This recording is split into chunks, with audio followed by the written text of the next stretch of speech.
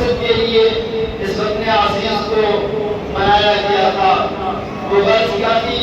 پاکستان کا مطلب کیا؟ اس کو یاد رکھیں کہ ہمارے آقا نے اہل اسلام نے 20 لاکھ کے قریب مسلمانوں نے قربانیاں دی پاکستان کو بنانے میں۔ کیا غرض تھی؟ پاکستان کا مطلب کیا؟ پاکستان کا مطلب کیا؟ دستور ریاست کیا ہوگا؟ دستور ریاست کیا ہوگا؟ تو الحمدللہ پاکستان بن گیا۔ ہمارے علماء نے، قادرین نے، اہل اسلام نے قربانیاں دے کے بنایا اور ہم انشاءاللہ اس کی حفاظت کریں گے۔ پاکستان زندہ باد!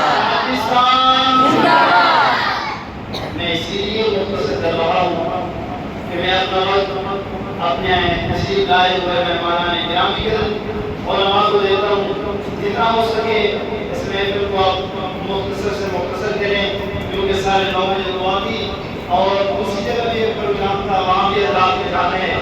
اسی لیے پھر میں التماس کرتا ہوں کہ جن حضرات کو وقت دیا جائے انتہائی انتصار کے ساتھ گفتگو فرمائیں۔